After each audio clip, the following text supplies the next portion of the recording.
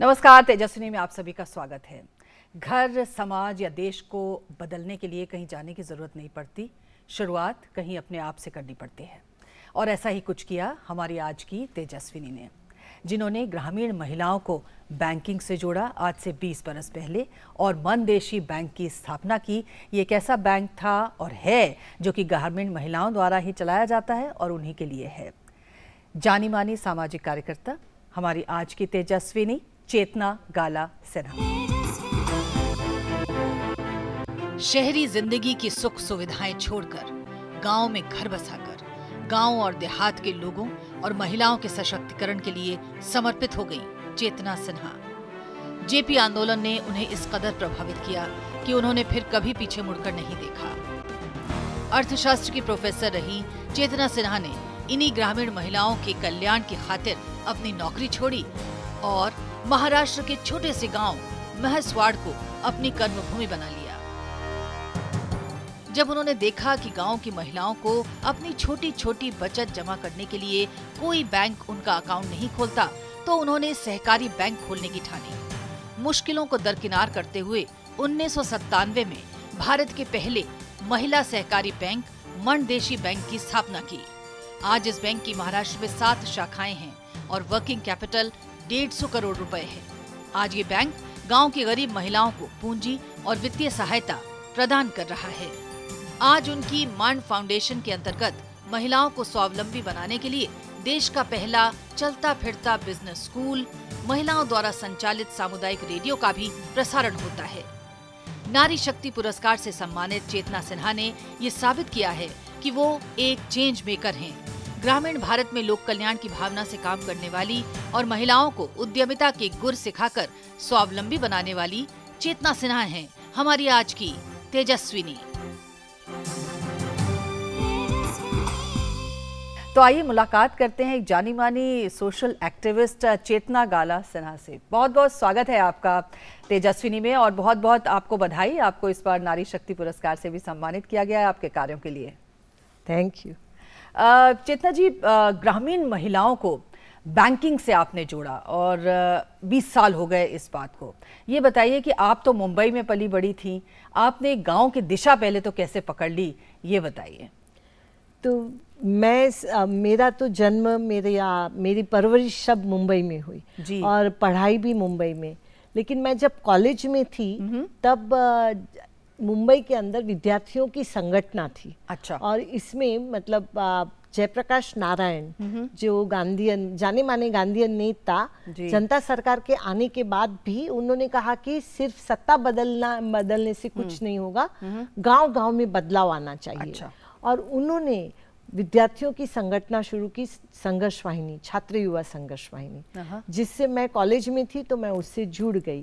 और उसमें सबसे बड़ी बात मतलब मुझे जो पसंद आई वो ये थी कि कॉलेज की जो संगठनाएं होती हैं वो कॉलेज के सवालों पे ऐसे काम करती है, पर ये छात्र युवा संघर्ष वाहिनी में जयप्रकाश नारायण खुद हमें विद्यार्थियों से मिलते थे और वो मोटिवेट करते थे, हमें उत्साह देते थे कि आपके जैसे तरुण लोगों को तो भारत के गांव में काम करना चाहिए। अच्छा।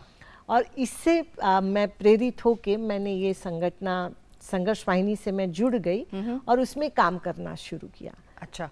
शुरू में तो हम लोग मुंबई में ही झुग्गी झोपड़ियों में काम करते थे। मुंबई में झुग्गी झोपड़ियों के भी अलग सवाल हैं कि उनको रहने की व्यवस्था, उनकी पानी के, उनके बच्चों की स्कूल के, तो ये सब में काम करते थे। लेकिन साथ ही में ये सिर्फ मुंबई में नहीं थी, पूरे देश में थी और हर जगह गाँव में काम चलता था संघर्ष वाहिनी का। तो इसीलिए फिर हम लोग सब गाँव में भी जाते थे। अच्छा। और करीबन 1981 से यानी 1981 से 84 तक मैं काफ़ी बार बिहार भी गई। अच्छा। पटना में, क्योंकि वहाँ तो भूमि आंदोलन चल रहा था और एक बड़ा नारा था कि जो जमीन को जोते बोए वो जमीन का मालिक होए।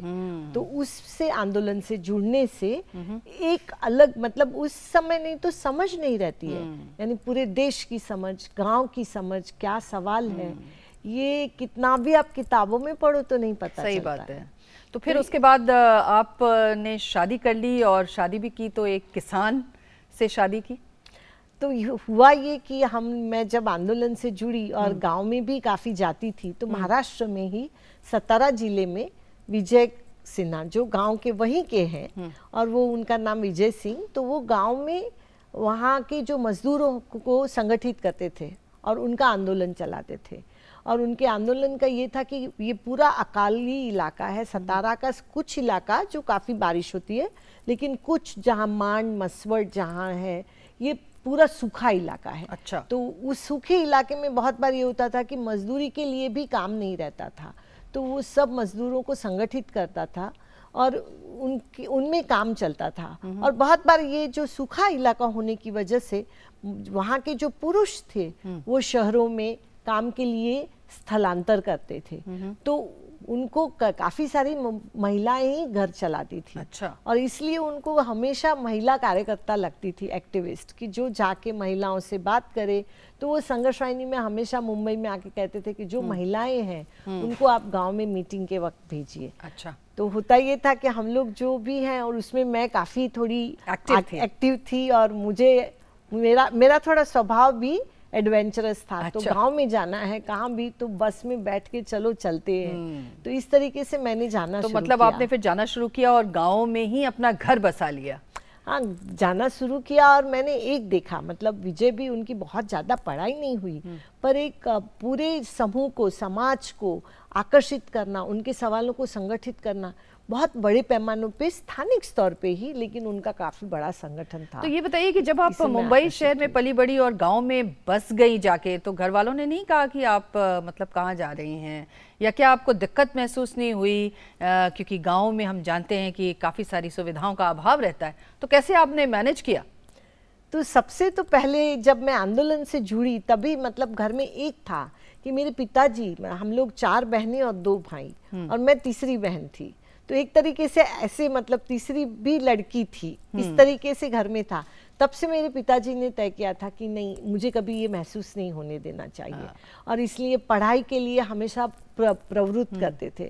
और जब हर चीज़ जो भी करती थी मैं, कोई भी जब आंदोलन से जुड़ी तो भी पिताजी को बताया कि मैं ये ज्वाइन कर रही हूँ जेपी मूवमेंट, ये काम कर रही हूँ। पढ़ाई में भी मेरी बहनें, हम लोगों को, पिताजी को था कि नहीं, मैं बेटियों को तो पढ़ाऊंगा। हाँ। तो ये लिबरल माइंड था। ठीक है। और उसके साथ साथ जब आंदोलन में बहुत एक्टिव होने लग गई और देखा कि मैं काफ़ी जगह नारी मुक्ति आंदोलन में भी इतनी सक्रिय थी, तो थोड़ा पिताजी को लगता था कि ये लड़की शादी भी करेगी या नहीं करेगी। अच्छा। इस तरीके से। हाँ। तो जब ये तय किया कि नहीं, विजय से मुझे शादी करनी, और मेरे पिताजी से मैंने बताया, तो उन्होंने कहा कि गांव में काम करना इतना आसान नहीं होता है, और बचपन से बम्बई में बड़ी हुई हो तो ये और भी मुश्किल होगा।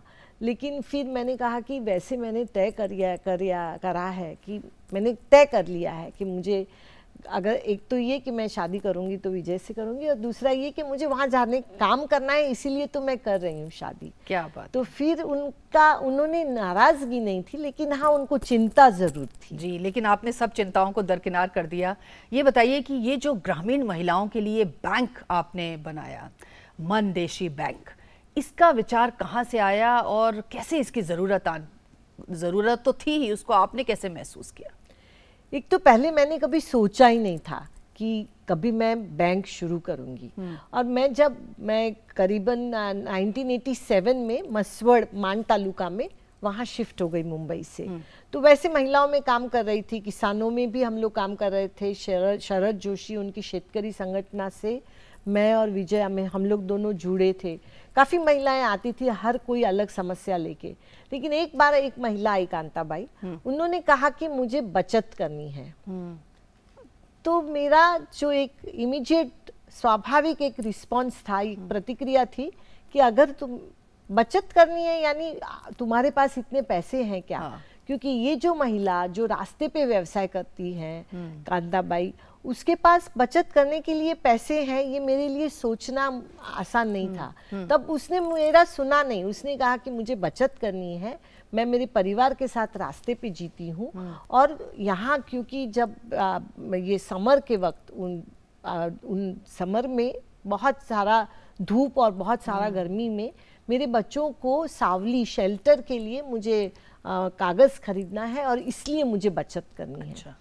तो मैंने देखा कि ये कोई वो कोई सरकार से पैसा नहीं मांग रही है, वो कोई ग्रांट या सब्सिडी नहीं मांग रही है। वो जो कांताबाई क्या कह रही है कि मुझे एक बचत करने का मौका चाहिए। ठीक है। तो मुझे लगा कि अगर बचत करनी है तो तुम बैंक में जाओ, और इसलिए मैं उसके साथ बैंक में गई। वहाँ तब 2 बैंक थी और उस बैंक में मैं लेके गई तो बैंक के मैनेजर ने कहा कि वो रोज की 5 रुपए की बचत, 3 रुपए की बचत करने की बात करती है। तो इतना छोटा अमाउंट तो हमारे लिए तो ये अफोर्डेबल नहीं होगा। तो मुझे ऐसा लगा कि ये कोई कुछ मांग नहीं रही है, उसको छोटी बचत है, उसकी ज़रूरत छोटी है, लेकिन बचत उतनी ही अहमियत रखती है उसके लिए। तो क्यों नहीं, अगर इन महिलाओं का अगर बैंकों में अकाउंट नहीं खुलता है तो क्यों नहीं हम लोग अपना बैंक के लिए बैंक खोलें। और मैंने ठान ली कि चलो बैंक शुरू करनी है। जी, लेकिन पहली बार में शायद थोड़ा संघर्ष करना पड़ा, लेकिन दूसरी बार आरबीआई से आपने इसे करवा लिया और ये एक पूरा का पूरा बैंक बन गया। हाँ, मतलब ये मैं ये बहुत बार मैंने ये कहानी कही होगी, और हर बार ये बैंक का लाइसेंस कैसे मिला ये कहते वक्त हमेशा मुझे और जोश इसलिए आता है और मुझे शक्ति इसलिए देता है कि मुझे ये जो अनुभव है ये हर बार शेयर करने की इच्छा होती है, ताकि मुझ में ये शक्ति रहे कि जब हम लोगों ने बैंक के लिए रिजर्व बैंक में लाइसेंस दिया, तो ये जब आपको बैंक स्थापन करनी पड़ती है, तो मैंने जाके डायरेक्ट आरबीआई में ही पता किया कि भाई ये महिलाओं की बैंक हमें स्थापन करनी है और कैसे की जाए। तो उस वक्त मुझे बताया गया कि ये तो सहकारी तत्वों पे आप बैंक खड़ी कर सकती हैं, सब महिलाओं को मेंबर बनाइए, सभासद बनाइए और फिर खड़ी कर सकती हैं। तो मैंने ये समझ लिया सब किस तरीके से प्रपोजल दिया जाए और महिलाओं की सहकारी संस्था स्थापन की, और उसके बाद बैंकिंग के लिए लाइसेंस के लिए एप्लीकेशन किया। हमारी काफ़ी सारी महिलाएं सब मेंबर हुई पहली बार, सब 1100 महिलाओं। उन्होंने छोटा छोटा, मतलब उस वक्त शेयर्स खरीदना था तो 25 रुपये का एक शेयर्स, तो रोज़ 3 रुपये बचत करके हर एक ने शेयर्स खरीदे। हम लोग घूम रहे थे गांव गांव में 2 व्हीलर पे, मैं और मेरी कलीग रुखसाना करके हम लोग दोनों घूम रहे थे जी। और ये कैपिटल जमा कर रहे थे। जब हम लोगों ने एप्लीकेशन दिया तो मालूमात देनी पड़ती है, महिलाओं के नाम, उनके व्यवसाय, उनकी उम्र, उनका शिक्षण और फिर सिग्नेचर। तो जहाँ सिग्नेचर आई तब हमारे महिलाओं का अंगूठा आ गया। एक छोटा सा ब्रेक लेते हैं चेतना जी, लेकिन चेतना जी की यात्रा यहाँ पर रुकी नहीं, बल्कि उसको एक कह सकते हैं डबल इंजन लग गया, और उन्होंने क्योंकि ठान लिया था इसलिए वो ये करवा कर ही रही। ये कहानी सुनेंगे तेजस्वी में छोटे से ब्रेक के बाद, कहीं ना जाइएगा। हॉस्पिटल में एडमिट हुए नहीं कि बिल का मीटर चालू। ये मीटर तेजी से आपकी सारी सेविंग्स खत्म कर देगा। तो आज ही policybazaar.com पे जाओ, 5 लाख का हेल्थ इंश्योरेंस लो सिर्फ 500 रुपए महीने में। पक्की होगी बुनियादें तो हंसे हिंदुस्तान होगा। पहले करो शुरुआत करो, करो तो पक्की बात करो, पहले करो शुरुआत करो, करो तो पक्की। वंडर सीमेंट, एक परफेक्ट शुरुआत। क्या आपने असेसमेंट ईयर 2018-19 की इनकम टैक्स रिटर्न फाइल कर दी है? अगर नहीं तो विलंबित रिटर्न 31 मार्च 2019 तक ई फाइल करें। ध्यान रहे, संशोधित रिटर्न फाइल करने की आखिरी तारीख भी 31 मार्च 2019 है। तो विलंब किस बात का? इनकम टैक्स भरना हुआ बेहद आसान, क्योंकि अब है ये सिर्फ 3 क्लिक का काम। पहला, ई फाइलिंग पोर्टल पर रजिस्टर करें। दूसरा, अपनी आमदनी का सही आकलन ऑफलाइन या ऑनलाइन मोड में भरकर अपलोड करें। तीसरा, इलेक्ट्रॉनिक वेरिफिकेशन या डिजिटल सिग्नेचर से वेरीफाई करें। और आपको पता है, कुल फाइल की गई रिटर्न में से 0.5% से भी कम रिटर्न कंप्यूटर सॉफ्टवेयर द्वारा समीक्षा के लिए चुनी जाती है। मतलब ईमानदार करदाताओं को डरने की आवश्यकता नहीं।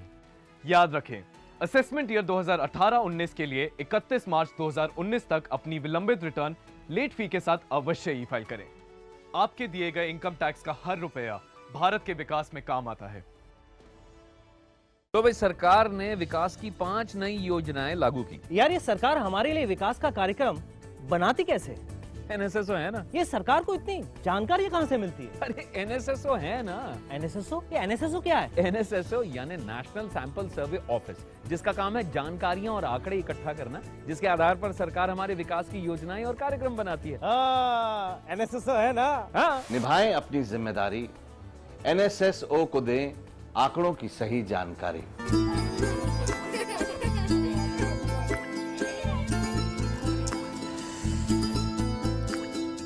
मिठाई के साथ मटर के दाने? हाँ, ये सब तुम्हारे लिए हैं। लेकिन क्यों? माँ कहती है मटर के दाने शक्ति और बल का प्रतीक है। ये एक प्रथा है भाई, ताकि तुम हमेशा बलशाली रहो और वक्त पड़ने पर मेरी रक्षा कर सको। पर मुझे क्यों? ताकि तुम सक्षम बनो और अपनी रक्षा खुद कर सको बिना किसी मदद के। तुम्हारी सोच है औरों से जुदा। क्योंकि मेरी बहन है सबसे जुदा। आपकी बेटी भी है आपके बेटों के बराबर, उसे समान रूप से दे फलने फूलने का अवसर। सोच नहीं अपनाओ, बेटी बचाओ बेटी पढ़ाओ। भैया, क्या हमेशा के लिए बैंगलोर जा रहे हो क्या? प्लानिंग तो परफेक्ट होनी चाहिए ना। अब वहाँ किसी चीज़ की ज़रूरत होगी तो क्या भोपाल वापस आऊंगा? लेकिन वहाँ अपना आधार अपडेट करना नहीं भूलना। आधार अपडेट? हाँ। पर कैसे करवाऊँ? किसी भी बैंक या पोस्ट ऑफिस के आधार केंद्र में जाकर आप अपने आधार को अपडेट करवा सकते हैं। पिंकी का भी आधार अपडेट करवा लो। 5 और 15 साल पूरे होने पर बच्चों के बायोमेट्रिक्स अपडेट करना जरूरी है। ठीक है फिर। जीवन को आसान बनाने के लिए हम हैं आधार के साथ। मेरा आधार, मेरी पहचान।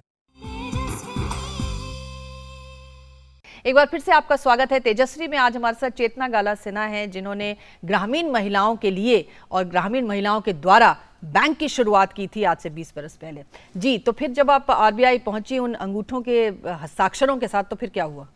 तो जब हम ये हमारी महिलाओं का प्रपोजल गया हमारा बैंक का, और जब अंगूठा देखा गया तो हमें डायरेक्टर ने कहा रिजर्व बैंक के कि हम उस बैंक को तो लाइसेंस नहीं दे सकते हैं जिनकी संस्थापक सभासद निरक्षर हो। जी, तो मैं बहुत नर्वस हो गई और मुझे लगा कि इतनी मेहनत की लेकिन हमें तो लाइसेंस मिला नहीं। मैं मुंबई से बस में बैठ के फिर मसवड़ आई और मैं उस वक्त रो रही थी। यानी मैं बहुत निराश हो गई थी और मैंने महिलाओं को कहा कि हमें लाइसेंस नहीं मिल पाया क्योंकि हमारी महिलाओं के अंगूठे थे, उनको लिखना पढ़ना नहीं आता है। आपको पता है महिलाओं ने क्या कहा? उन्होंने कहा कि अरे लाइसेंस नहीं मिला क्योंकि हम लिख नहीं पढ़ सकते हैं, तुम क्यों रो रही हो? आज से हम लिखना पढ़ना शुरू कर देंगे। क्या बात। और हमारी लिटरेसी क्लासेस शुरू हो गए। अच्छा। और हमारी रोज हर गांव में महिलाएं शाम को उत्साह से आके पढ़ाई लिखाई करनी है, बैंक की स्थापना करनी है ये सोच के शुरू कर दिया उन्होंने काम।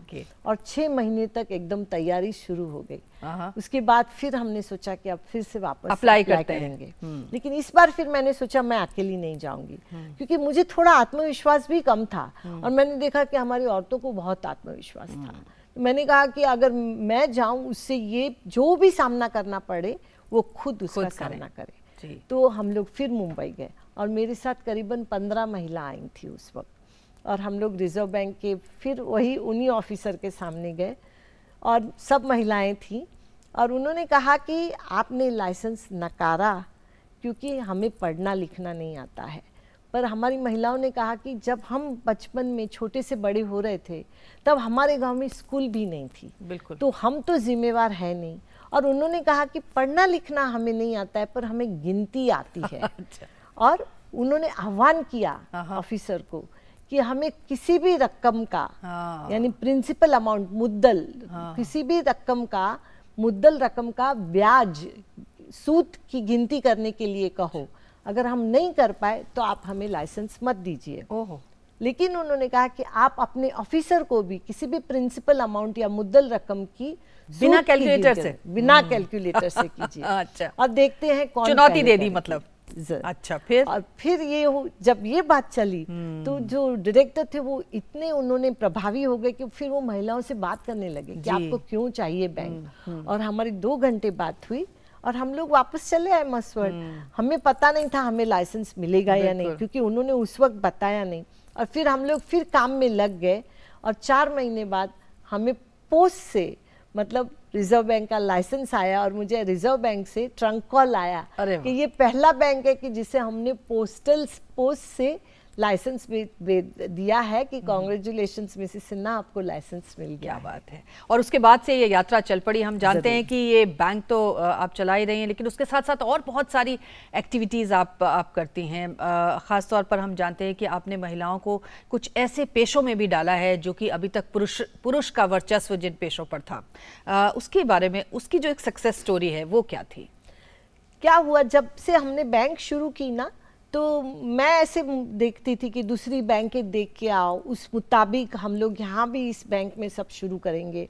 और इसलिए मैंने ऐसे बॉक्सेस खरीदे कि जिसमें महिलाओं की तो बहुत छोटी सी बचत होगी, तो वो बॉक्स में डालेंगे ऐसे चुन चुन के पैसे, किस ये कॉइन्स में बचत करेगी।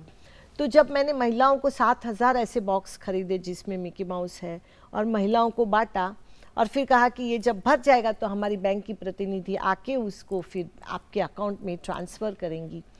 तो उस 8 दिन के बाद एक महिला आई और उन्होंने कहा कि ये टूटा हुआ बॉक्स लेके आई, और उन्होंने कहा कि ये किसने कहा था आपको ऐसा करने का? तो मैंने कहा कि मेरा ये, उन्होंने कहा ये किसने सुझाया ये ऐसा बॉक्स लाना? तो मैंने कहा मैंने। तो उन्होंने कहा कि आपके बैंक के प्रतिनिधि आए उसके पहले मेरे पति ने ये बॉक्स तोड़ के मेरे पैसे जो मैंने इतनी मेहनत से बचत किए थे वो ले लिए। तो इससे मुझे ये समझ आया कि हमें क्या लगता है बैंकिंग में क्या देना है, उससे ज़्यादा उनसे सुन लेना ये ज़रूरी है। और दूसरा कि बैंकिंग ये उनके लिए एक्सेस नहीं है, उनको अपने पैसों पे खुद का नियंत्रण भी चाहिए। बिल्कुल। तो वो कैसे किया जाए? और हमारी महिलाएं ये भी बहुत कहती थी कि सिर्फ बैंक नहीं, वो आएंगी और बोलती थी कि मेरे पास, मैं अब भैंस खरीदने के लिए कर्जा ले रही हूँ, लेकिन मुझे इतना अच्छे से व्यवसाय करना है कि मैं एकदम वक्त पे पैसा भर पाऊँ और मुझे मालूमात दीजिए। तो दूसरी कुछ महिलाएं ऐसे आती थी कि वो बोलती थी मुझे बिजनेस शुरू करना है, उद्योग शुरू करना है, मुझे ये स्क्रीन प्रिंटिंग का। एक महिला आई, उसने कहा कि मैं यहाँ शादियों में कार्ड छपते हैं और छोटे गांव में इतनी व्यवस्था नहीं होती है, तो मैं ये प्रिंटिंग का काम करूँगी, कार्ड प्रिंटिंग का, लेकिन वो मुझे सिखाइए। तो मैंने देखा कि वो सिर्फ बैंक को ऐसे नहीं देख रही है कि सिर्फ वो मुझे पैसे डालने और निकालने की व्यवस्था, लेकिन उद्योग भी हमें पता होने चाहिए तब, और बैंक तो ये कर नहीं सकती है। तो फिर हमने तय किया कि ये ग्रामीण महिलाओं के लिए, इन ग्रामीण महिलाओं के लिए बिजनेस स्कूल शुरू किया जाए। और हमने मानदेशी उद्योगिनी, देश की पहली बिजनेस स्कूल जो ग्रामीण महिलाओं के लिए शुरू की, मतलब जो ग्रामीण महिलाओं को ग्रामीण जो उनका अपना तौर तरीका है उस अंदाज में बिजनेस के गुर सिखाए। हम जानते हैं कि आपने काफ़ी सारी उद्यमशीलता के साथ साथ स्पोर्ट्स में भी महिलाओं को आपने प्रशिक्षण दे रही हैं, और वो तमाम लड़कियां काफ़ी सारे इंटरनेशनल इवेंट्स में भी पार्टिसिपेट कर रही हैं।